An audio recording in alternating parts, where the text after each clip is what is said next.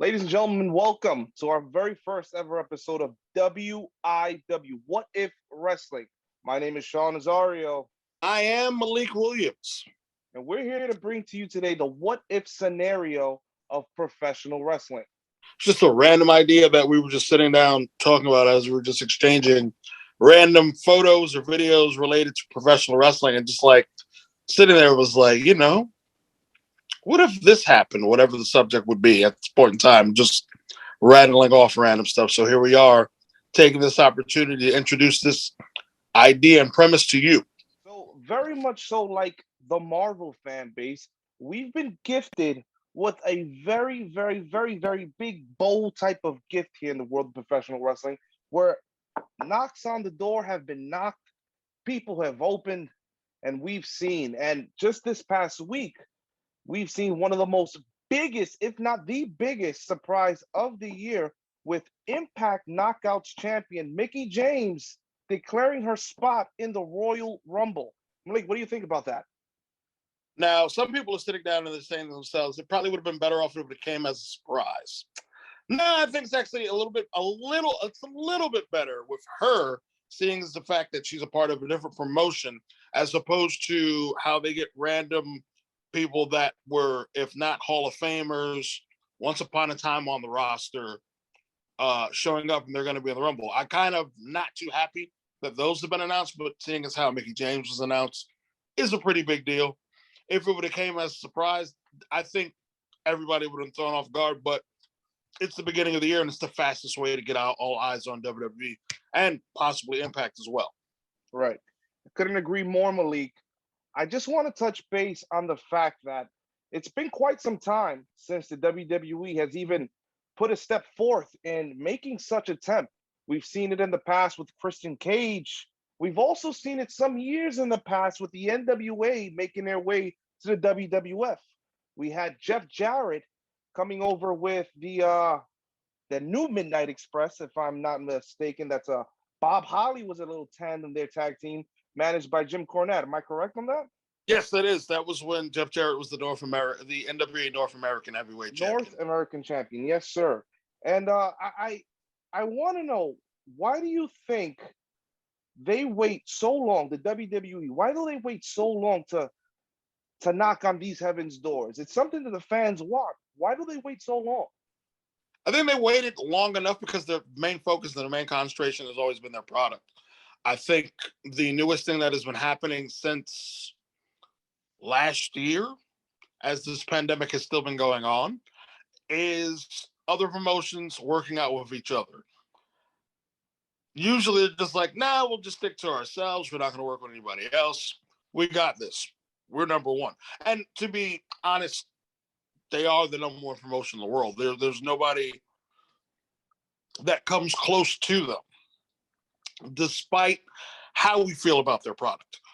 To turn around and do it now, obviously, is to help gain eyes on them. I also feel that this is a very respectful way to mend fences with Mickie James. Obviously, she was released, I believe, at least the first half of last year, and everybody knows the backstory on that. We don't need to go further into that, but by them turning around and saying, "Hey, we're willing to do business with another promotion, and this is what we're doing right now," I think it's a pretty cool way of them just saying, "Hey, we could do this with anybody if we want to. Stay tuned, keep watching." And for her to be in the Rumble, it has to be a big moment. It's got to be a big deal. If it's not, and she's only in there for the first half of the Rumble, I feel like it'll be total waste, total letdown. So, in your eyes, do you feel as if this is a one-off for the WWE just to show fans that it is possible and it may happen again? Or do you think Mickie James actually has some sort of a run? I actually seen on WWE's website that she is listed as the Knockouts champion. It's very interesting to see them acknowledge another title on their website. Or let's face facts. They said it on Monday Night Raw. That's pretty big there. What are your thoughts on that? Okay, so they said it on SmackDown. They said it on Raw. I think it's the most bizarre thing, seeing as how it's not a WWE title. It's Impact Wrestling's title, and she's listed there. But I guess it just makes sense as its champions. You know, Because on a technicality, let's say she is the one to win the Royal Rumble. I don't believe that's what's going to happen. As a matter of fact, this is one of the few years where I can't even turn around and jump up and say, that's who's going to win the Rumble. I can't even turn around and predict that because the way stories are going all over the place. Right. But I don't think this is a one-off. I hope it's not a one-off. It's a one-off.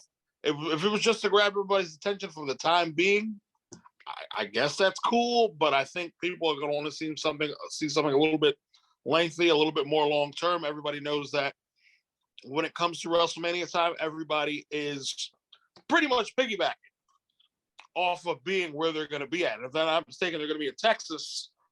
So why not every promotion turn around and go over that direction? But it'd be cool to see them possibly maybe even working with another promotion at the time if it's not just Impact Wrestling. Speaking about Impact, let's move motions more towards their show. This past Saturday night, Moose, their champion, went up against Matt Cardona and William Morrissey, I believe his name is Morrissey, Yes. formerly known as Big Cass. Now, Moose is a double sport athlete coming over from the NFL into professional wrestling and has made a tremendous name for himself. We're talking about doors being knocked on. Is this someone that you can see making the transition over to the WWE, possibly for a Royal Rumble spot? It's a possibility. What do you think? I think it'll be a very interesting moment for somebody in the stature of Moose to pursue that. I think the only thing is that what makes everything more interesting is at the point in time where he wasn't sure what he was going to do. And I'm pretty sure WWE has had all eyes on him possibly for the past 2 or 3 years. Moose has been stepping up and doing his thing left and right. Moose has made a name for himself, a big, big name for himself. You know, he's the one guy that was just like, damn, every time you turn around and see him, he's going to compete for the heavyweight title, but he's just not going to win it no matter who it was they put him against. They put him against multiple guys last year. And it wasn't until, you know, they had their they had their pretty much their little battle royal over Bound for Glory. The Bound for Glory. Yep. Much cashed in on Josh Allen. Also, another big name over at Impact Wrestling. To me, those are the two stars over there. Moose being in the Rumble would be a big deal. I don't think it would be that big of a deal if he just came off the scene and just challenged somebody of like Roman Reigns or Brock Lesnar. I don't think that would just, you know, fly that fast that everybody would just catch on. But if he was to appear in the Rumble, I think that would definitely be a big deal. It's just hard to say whether or not it's going to happen. And I hope that not every spot in the Rumble will be claimed for before we get to the actual Rumble match itself in the show. Speaking of the Royal Rumble, we've had multiple entrants in the Royal Rumble who have been surprises for the WWE. One of those being AJ Styles. What do you think's AJ's motives going into this year's Royal Rumble? He's just left Omos. You know, he's on NXT. He's in a limbo phase right now. So we could see a lot of AJ going on. Is AJ going to stay on NXT 2.0 or is he staying on Raw? There's a lot that can happen there. I feel like what they're trying to do with 2.0 is they're trying to get as many eyes as they possibly can on it. NXT, the product the way it was, I guess wasn't really picking up so well as far as the ratings go. You know, you had pretty much top tier talent. You had the Undisputed Era all together. You had Keith Lee, Dominik Dijakovic. At the time, the Velveteen Dream, even though he's not spoken about or probably never will be seen again. There was a lot of great there were a lot of great talent on NXT. And there still is a lot of great talent on NXT. I don't want anybody to misunderstand what it is that I'm trying to say. I just feel that now everything has been taken in a completely different direction. It's no longer under the direction of Triple H. It's pretty much under the direction of Vince. And he's obviously trying to find some way to hold on to the reins, pull it up, and get this horse to go straight. Do you see... Sorry to interrupt you, Dick. Please continue. As far as it goes with AJ Styles, he has to have. I want to say he has to have a big moment with Omos in the Rumble, but for some bizarre reason, I do feel like because I think he defeated Grayson Waller, despite Waller losing. Somehow, I think Waller is going to be in this Rumble, and the story between the two of them just might continue. It just may continue.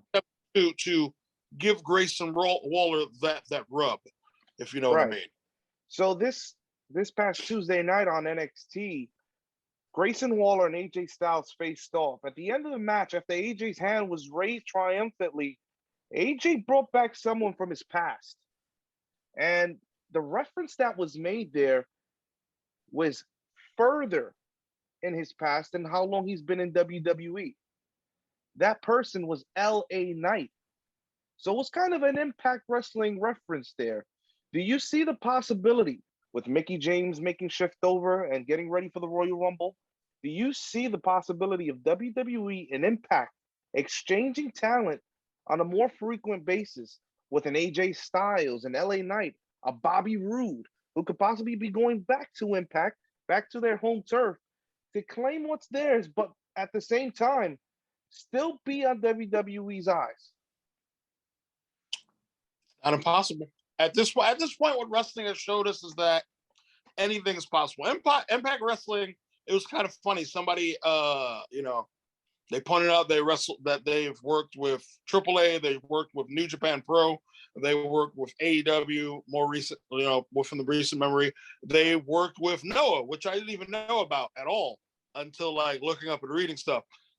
Now, obviously NWA, and now the pretty much defunct but soon will return Ring of Honor, and now laying claim in a funny sense of saying like Impact Wrestling was Thanos in a sense of wrestling.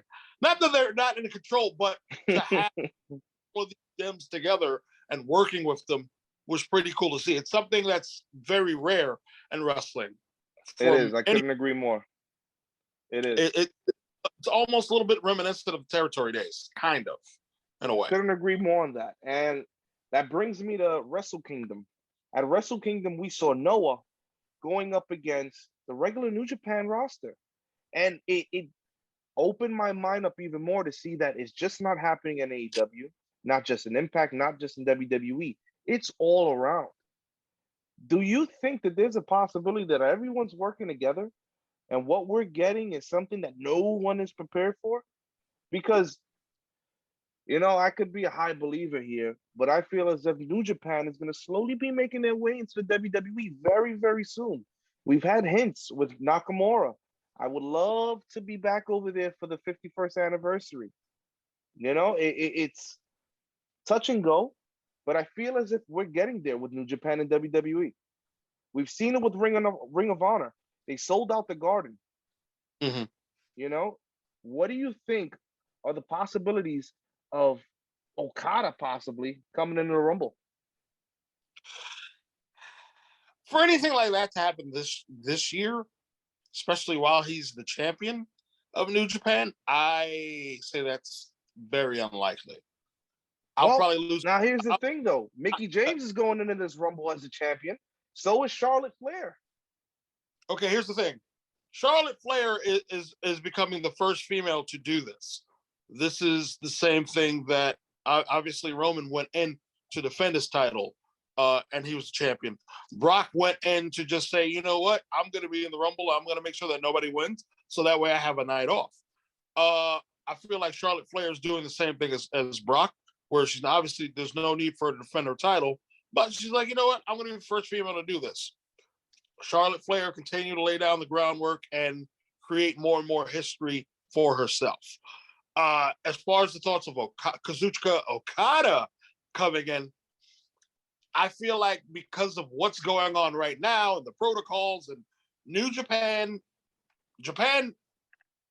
as a whole is more strict with their protocols more than anything with this virus still continuing to go on. So for that to possibly happen, as of this year, I'm going to say it's highly unlikely. Now, if you have guys like maybe a Jay White or the Gorillas of Destiny probably popping up and showing face because they also live here in the States, because we didn't get any GOD over in New Japan for Wrestle Kingdom. We didn't even get Jay White. It was just a very different vibe to the show. And Wrestle Kingdom technically was celebrated 3 nights. and not one of those nights you got any of those guys. Mm-hmm. I just read most recently that Jay White's going back to appear over at Impact. So who's to say that he doesn't somehow find a way, with permission from New Japan and with there being some sort of working relation, for him to pop up in WWE?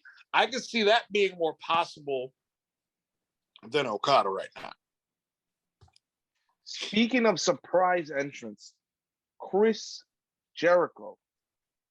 Chris Jericho's name's been thrown around. When it's Rumble season, you have to expect the unexpected. With him being an AEW star, do you see the possibilities of this potential, not potential, for sure, Hall of Famer showing up in the other company to wrestle in the Royal Rumble?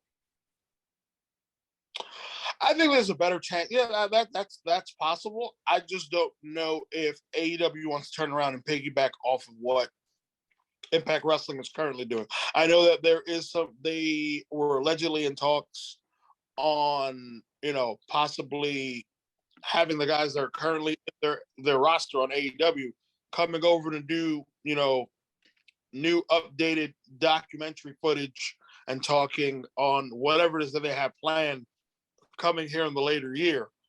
But to have Jericho in would be interesting. But I also feel like we just had Chris Jericho just last year, doing the, Broken Skull sessions with Austin.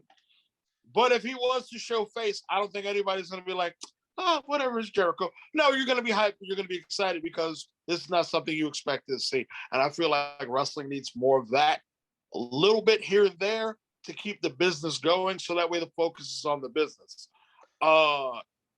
Guys get older and guys start feeling a little bit differently. Fans, I'd say, even though predominantly I feel like it's a male loved sport. I know women that love the sport, but I know more males that love it, and some just like, I don't like the direction they're going. Some people, there were moments where I had read an article where Samoa Joe was just like, well, if you want to come wrestle me, come over to this promotion. It's funny though now that after him saying that, not only the fact that he's been released, but now WWE is going out of their way to do the same thing that AEW, New Japan, and Impact Wrestling are currently doing. Let's just have a working relationship with other businesses and let's see what's up. I honestly feel that they got rid of all these talents out there for something big that's happening around this time. Me personally, I feel as if they're getting ready to put Chris Jericho into their Hall of Fame. And it sounds bad because it sounds as if they're piggybacking off of the big mile high run that this man just had in another company. But let's not forget what he's done for the other one. First ever undisputed champion, Chris Jericho. First ever AEW World Champion, Chris Jericho. I feel his Broken Skull session was his foot in the door into the Hall of Fame Chris Jericho career he's going to have. Imagine that though, Sean. The thought that you just threw out there. That's now, the what if factor, baby. And that's what makes this show what it is, the what if. You're saying that, but I also have to think in my mind, Mickie James has made history in WWE. She's currently still making history in WWE by not being a contracted superstar for the promotion, for another promotion, and is their heavyweight champion. She's their knockout champion. She's the main women's champion over their promotion. Who's to say that she won't be inducted into the Hall of Fame this year? Jericho being inducted, I feel like it's something that should have more likely. I mean, I don't see WWE going to Canada anytime soon to have a major live event for a televised event, basically. But he lives in Florida. He resides in Florida. I mean, him being inducted this year would be interesting. I feel like one of the major issues with WWE is you grab so many names and you induct them into the Hall of Fame, and then after that, you're like, they're into the win. Into the win. if you want to talk about two active names, those would be the two active names that I would induct. Okay. Jericho, you know, Jericho just made 20 years ago, last month, becoming the undisputed champion. As you made mention of him being the very first undisputed champion. Why the hell not induct him? But if we're inducting him as this being your idea, is he your main event guy from another promotion to headline the Hall of Fame? Would you see that? Would you do that? That's tough. Being McMahon, thinking as if it's hard to say I'm thinking like McMahon. I don't know the man, but I honestly think he would. And I think it would be more of a this will always be mine kind of deal. And you didn't create this. I created this.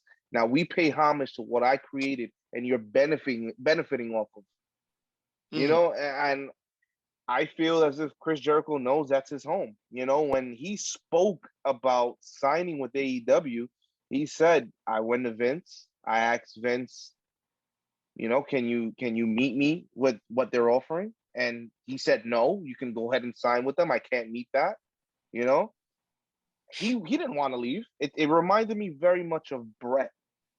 You know, Uh-huh. Brett didn't want to leave. Brett wanted to stay. Brett was willing to take the pay cut. You know, it reminds me of that of knowing where's home and always going home. I saw Jericho go back to WWE and do that Broken Skull session. In the back of my mind, I was like, this guy will be a WWE guy for life. Yeah. There is not anything in this world that will ever take that away from him. They can give him the moon, the sun, the stars, all the galaxies that he wants over there. But in reality, who is this person? This is him. He's break the walls down. He is Y2J. He's the Ayatollah of rock and roller. Chris Jericho, you know? And, you know, a lot of people could go and say, you know, well, what if I betrayed that Jericho, the enemy? You know, that's it. That's this generation. And I get it. And I feel it. You know what? It's a cool thing to see. So many years later, he's still reinventing himself and making himself as over as possible. But fact of the matter is, he wouldn't be that Jericho if it wasn't for the WWE. And that's why I feel as if his 3 years are up with AEW, and he has Mm. the option to sign a Legends contract with WWE, and he can work those dates that he wants, you Yeah. know, and they're gonna give him that.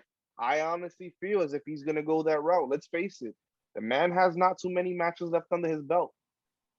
And where the way I see him now, he's focusing more on his music career. He just got a new drummer. You know, his lead drummer just retired.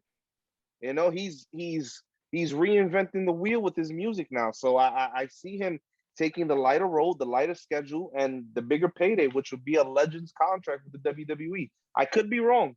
I could be wrong. But you know, there's that what if factor, and that brings us back. I mean, we've already mentioned two names that are possibilities for Hall of Fame.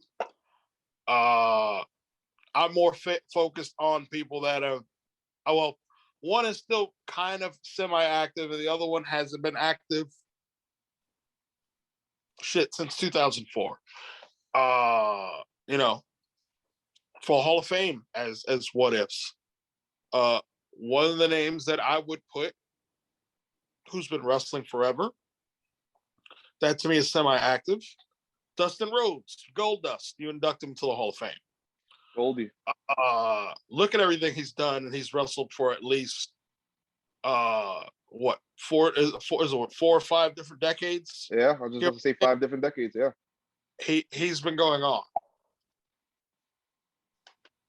Then Reinvented himself countless times, mind you, and he's still able to keeping up. hit destroyers off the apron through tables to people. Yeah, I don't. That's not human, man. I don't know. There's something wrong with that there.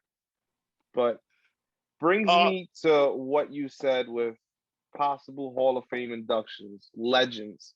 Someone's name who's been thrown around Twitter.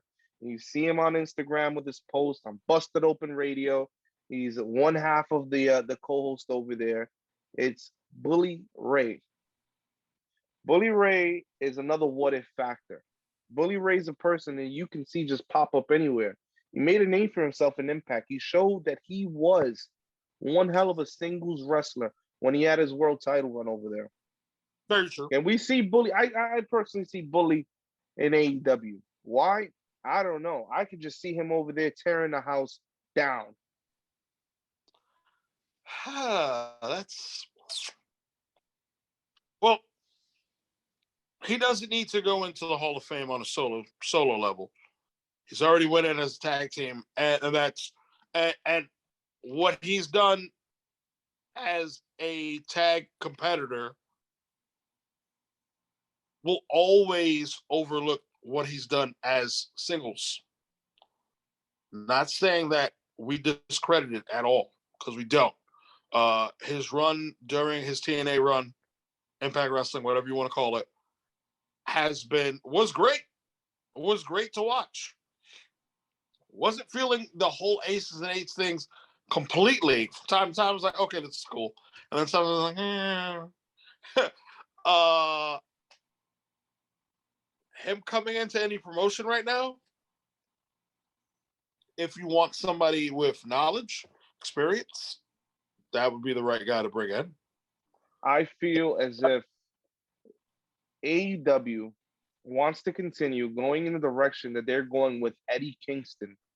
Eddie Kingston needs to have someone to piggyback that energy off of. I feel that there's nobody in Impact, or excuse me, not Impact, in AEW right now that can match Eddie Kingston's level of ferocity. What's that word? His tenacity. The guy's a tenacious beast. And I don't think there's anybody up there that could get him to that level where people are going to respect him enough to see him in a world title match. Because he has it, but he doesn't have someone there to push him to that level. They booked him with Mox as a tag team. Now it's taking you. We're taking the high road off real quick, and I honestly feel as if he has what it takes, but nobody's meeting him there to push him to that level where he's gonna be what he is. What do you think about Eddie Kingston? Kingston's had a quite a few good matches, especially within the past 3 or 4 months. Against Punk, against Danielson. He's been tearing the house down, and he's been making memorable moments for himself. Nobody ever expected Eddie Kingston, the guy who was a very big deal on the independent scene, to make it on the TV. He's real. He's believable. When he comes through that television screen, you feel what it is that he's saying. To me, that's not a character that he's portraying. That's him. Who he is. That's him. Who he is. And I can see Eddie Kingston as the man always chasing for the. Seeing him as a champion from a fan's perspective is hard for me. And I think that's solely based on all of the top tier talent that, if they aren't already there, there's still guys still flooding in. And that's what I feel with AEW, is that they let the gates roll open and all these managers coming through, and it's they're at a standstill. And there's a lot of guys with their hands up in the air, and there's a lot of talent out there. We know some of the talent that's in there personally that I feel are much better than a lot of the people that they have on TV every week. Guys, when you watch it, guys are floundering a bit. For me, with knowing people, I won't make mention of names because I don't want to put them on the spot like that.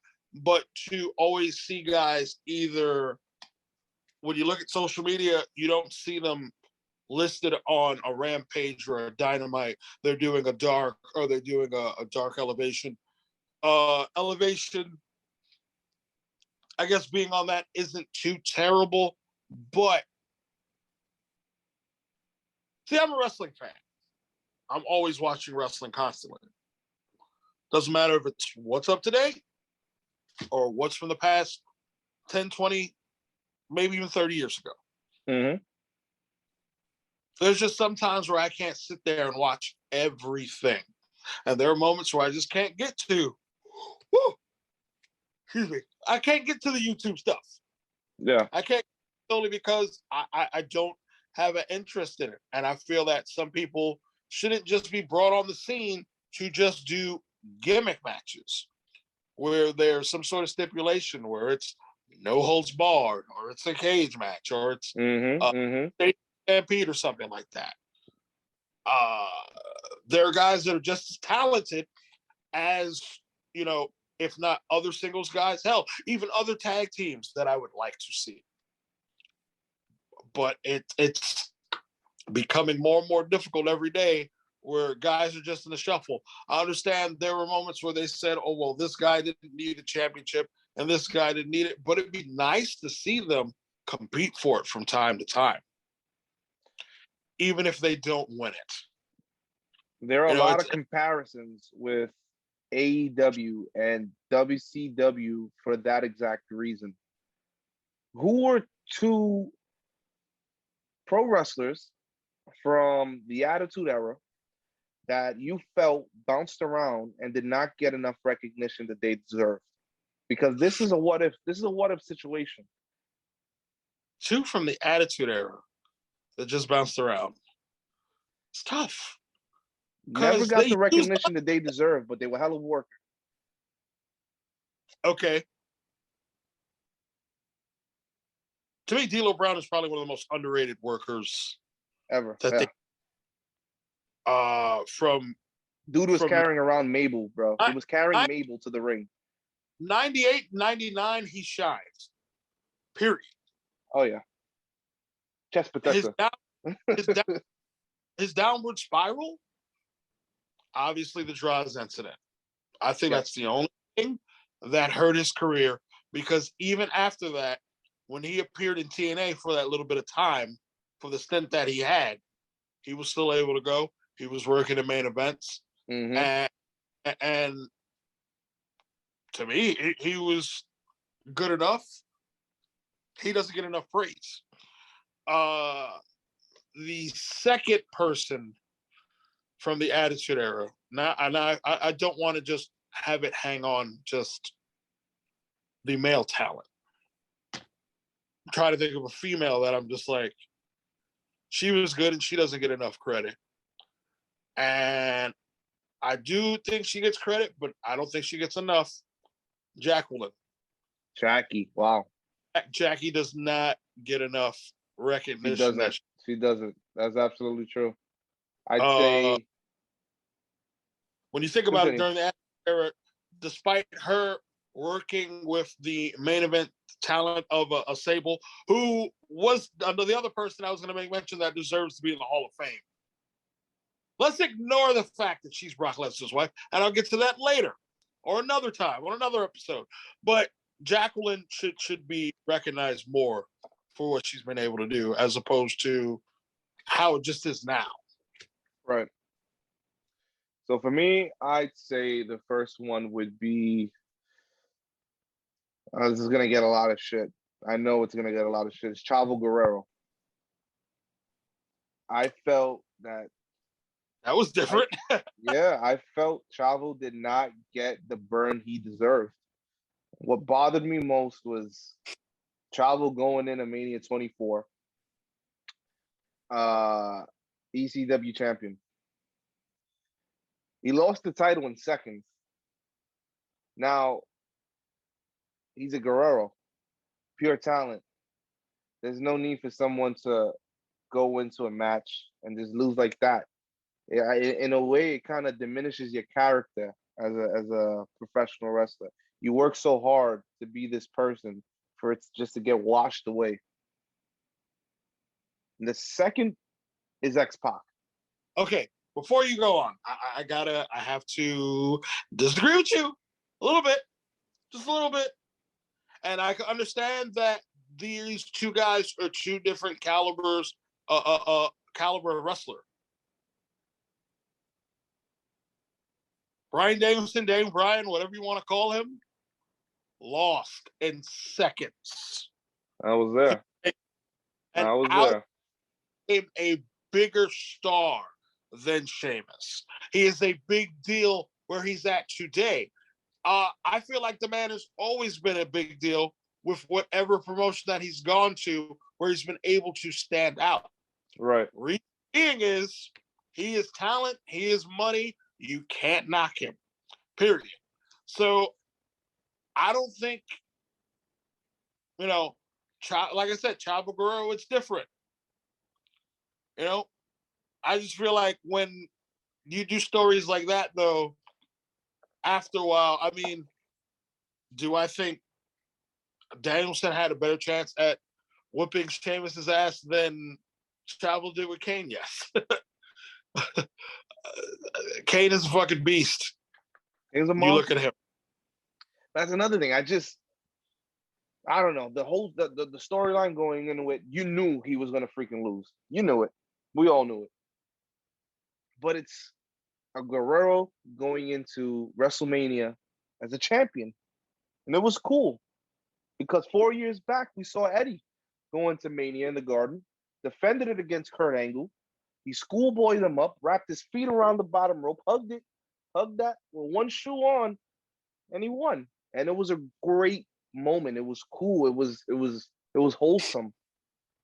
Brings us 4 years later. Now we have another Guerrero going in as heavyweight champion. We don't even have the ring lights go on because he's going up in the air when Kane's lights are still red. Comes down. The match is starting. It started.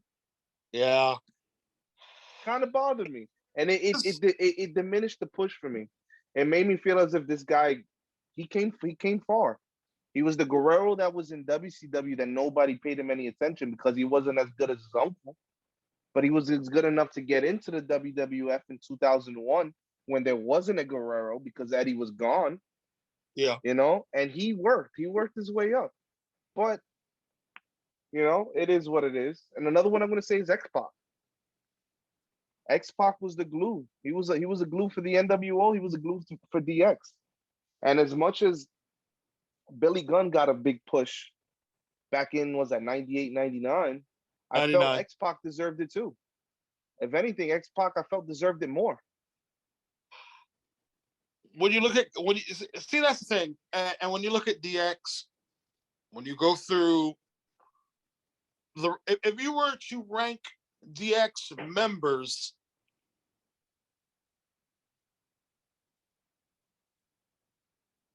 it's hard to pick somebody to put last. You know who you're going to say first. Well, now this is the thing. Are you counting them as a whole? Every single one. And I'm not counting Hornswoggle as a member. I'm sorry. Okay, he wasn't a member. He wasn't an honorary member. He tried hard. So first and foremost is Shawn, because without Shawn, there'd be no DX. Of course. Secondly, I'm gonna have to just Hunter. See, that. Hunter does come next. He has to. And then that's where it gets iffy for me.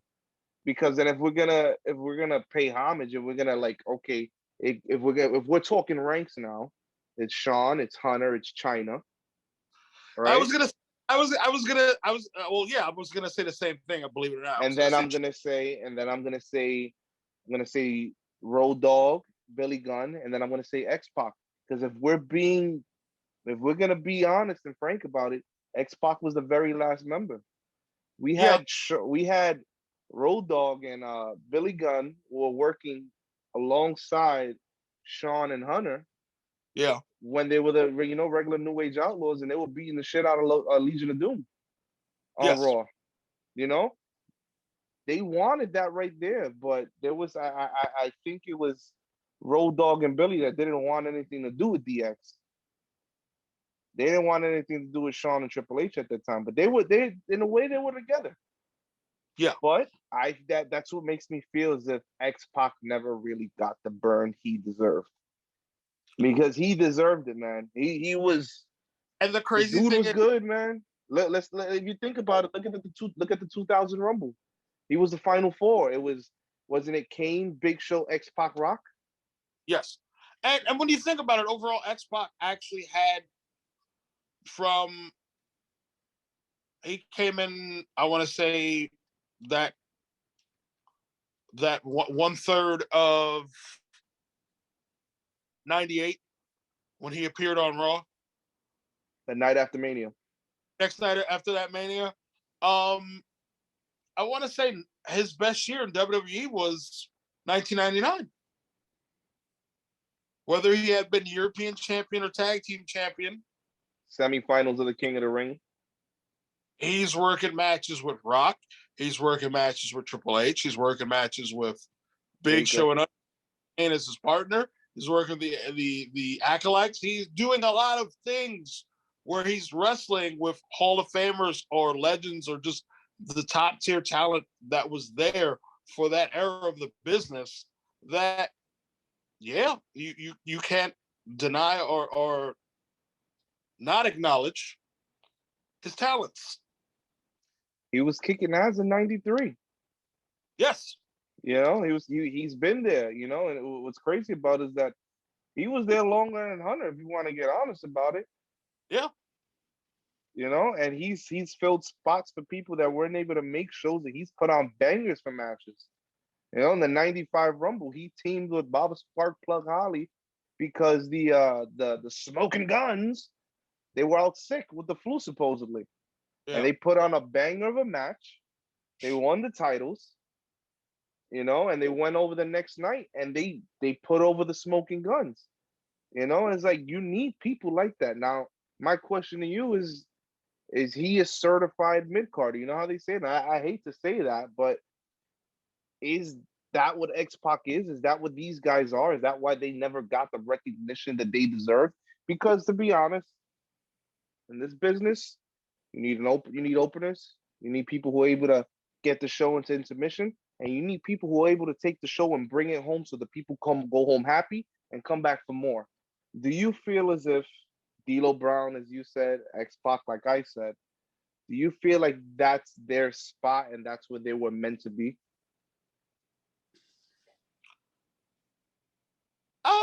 In ways, yes.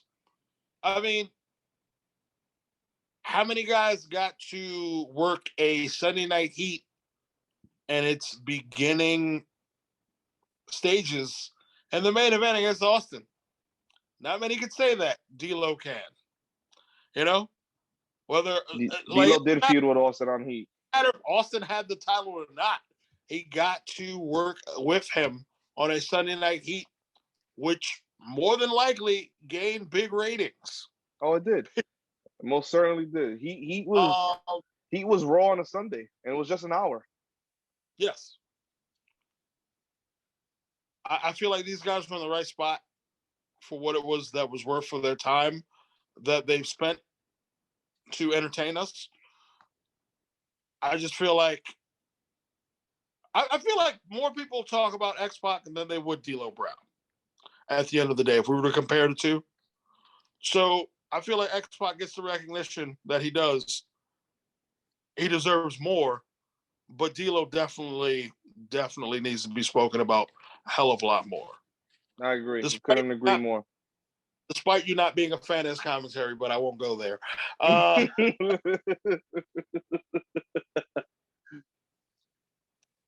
right, this is going to bring us to our wrap-up point of what if. Malik, I have a question for you. Who are your two main superstars that you book fantasy-wise in 1997? Fantasy booking. Open your mind up. Just remember 97. Fantasy booking. Now, my reason for that is I was going through my old magazines and I ran into some pictures of Terry Funk and Bret the Hitman Hart tearing it down at an ECW show. Well, that was probably one of Terry Funk's many retirement moments, and that was '97, where I think even on that same card, Mick Foley as Mankind worked Sabu on that same card. Yes, sir. Yes, sir.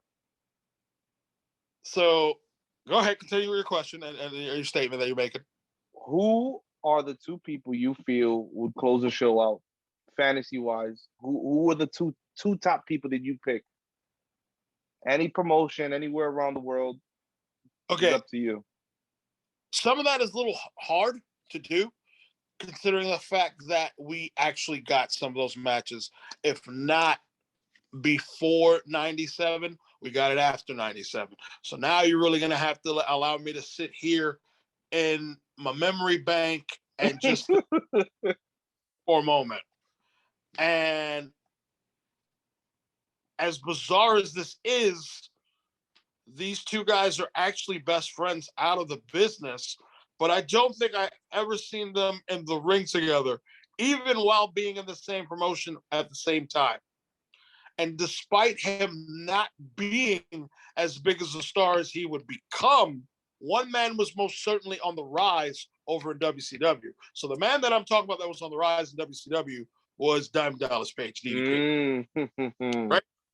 Now, the guy that I'm laying claim to, that is his best friend, who obviously then soared, and despite him already having an induction in the Hall of Fame as a member of D-Generation X, he definitely damn well deserves his solo spot. And that would be, at the time, we're not going to call him Triple H. We didn't call him that till later on in 97, Hunter Hearst Helmsley. So if I was to book the end of the episode of, let's say, Nitro, let's say for some bizarre reason, Hunter Hearst Helmsley left the WWF to go to WCW for whatever reason, and we're closing out the episode of a Nitro, that is my main event match. Hunter Hearst Helmsley, Diamond Dallas Page, Monday Night Nitro. Yes. Okay. All right.